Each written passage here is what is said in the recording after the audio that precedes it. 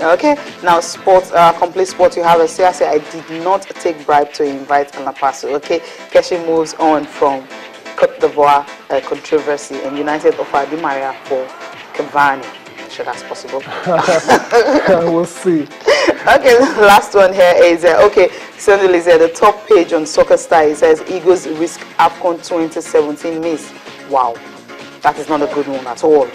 Yeah, boys. City tables £71 million bid for Paul Pogba. Yeah, Olisa is not saying anything new. Once the draw was made and we knew we had Egypt in the group, there's always a chance that Nigeria wasn't going to, qualify. Precisely. When was the last time Egypt actually qualified for Nations Cup? Yeah, but that's not the issue. The issue is the two big teams. They got a hat-trick. They've not been able to do that Cecilia, in 3 major tournaments. Cecilia, my point is, the two big teams in the group, Nigeria and Egypt, and one team is going to miss out. It could be Egypt, it could be Nigeria. We hope it's not Nigeria. That's all I'm going to say. All right, £71 million. Is it worth it?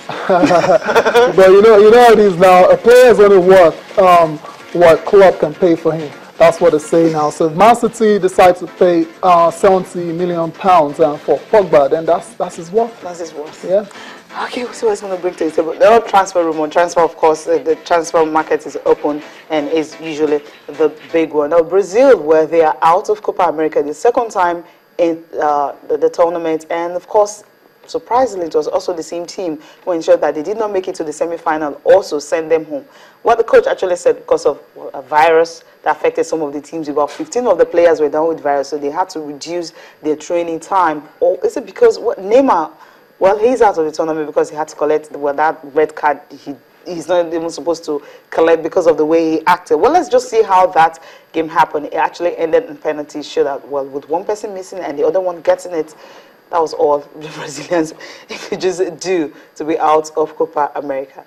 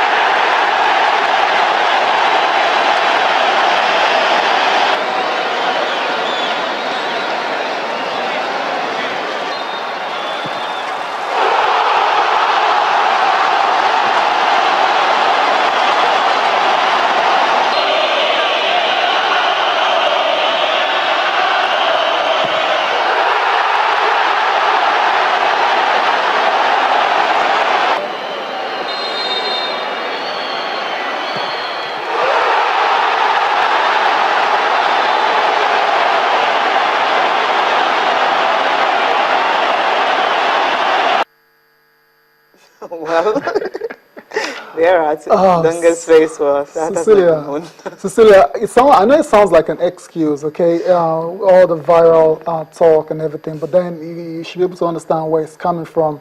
If you go down with virus like that, it affects the strength. Yeah, and for a majority of the sites actually go down with that illness, then I think it's safe to say that's why they lost against. I'm just joking. I'm just joking. They lost because Douglas Costa ballooned that penalty. What was it thinking? Over the bar. What was it thinking? Incredible.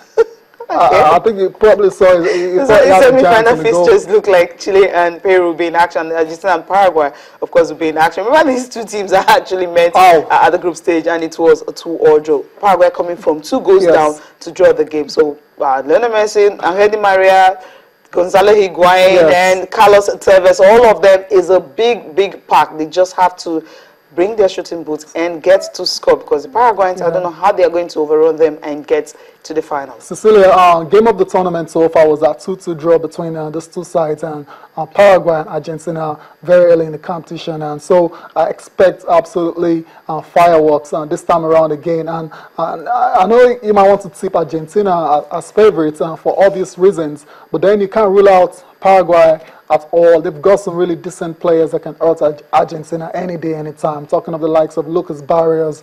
I'm talking of the likes of Nelson Valdez. Those two guys, very veterans, and they're very good strikers. Exactly. And they have what it takes to hurt Brazil, Argentina, I beg your pardon, especially if Argentina don't defend properly. Yes, that's it, because they have too many players here, too many of them. Now, quickly, The French. Huh? Oh, The French All England Club.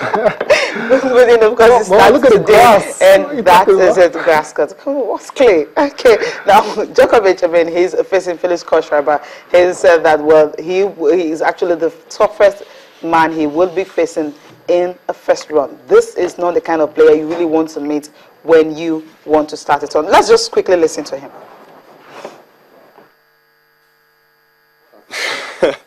I don't think that that we're cheating. I don't think that that's how you can call it. I mean, there are special ways of, I would say, communication. If you know, as he mentioned, the way you look at each other and the way you feel your box and box feels what you going through on the court, and I think that's something that just gives you that reassurance, gives you that confidence. And it's not necessary that you know, he tells me where to serve or to which side of the opponent's court I have to play, because that doesn't happen. But it's more of a, you know, encouragement and more of a support.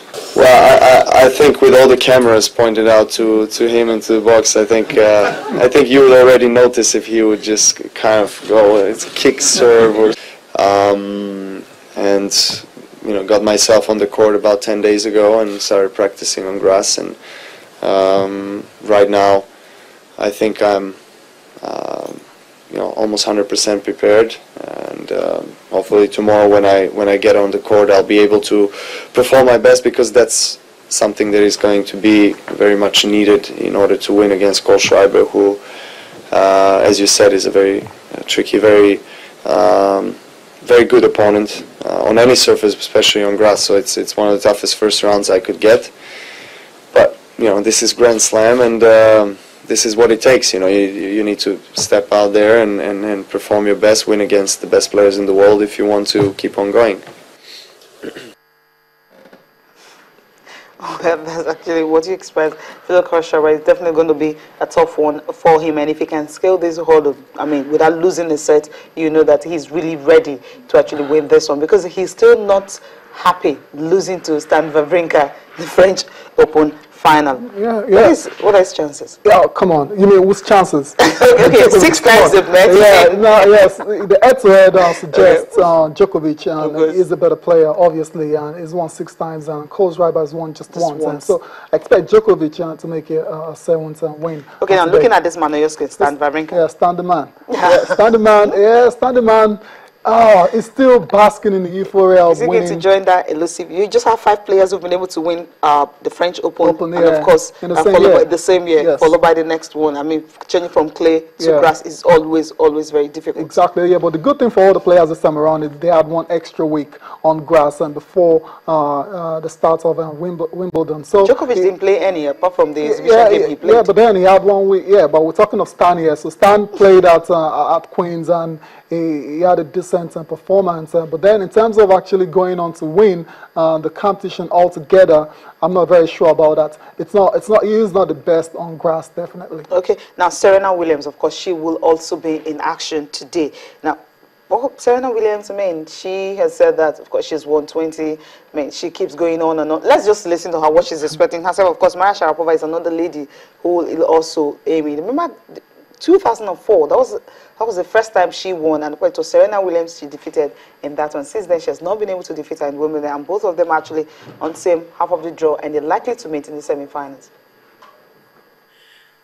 Any different, which I think is a good thing, because I don't feel any pressure to win all 4, and I've been saying that, but I really don't feel that pressure. I mean, maybe if I were to happen to win here, then maybe I might start feeling it after that, but I mean, ultimately, you know, I'm just taking it one day at a time, and I'm not thinking that far.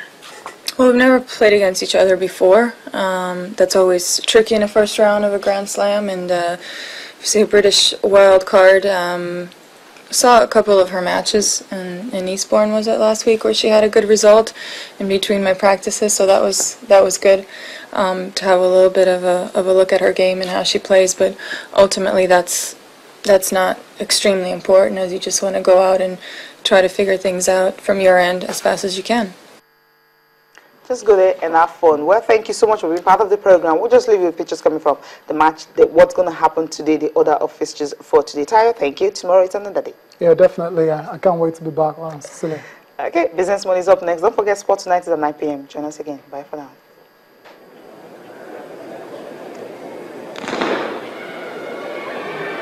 And this is heat number 3. That's Spearman on the inside.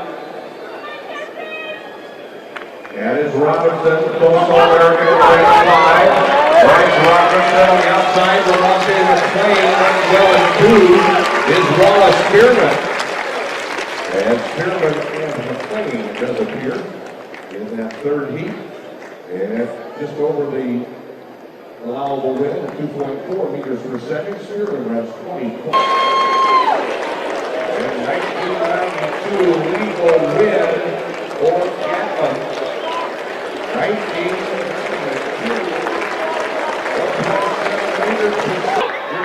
champion Corey in 4. Francina McCory. Casey McCory. Primera Hayes running well in 2.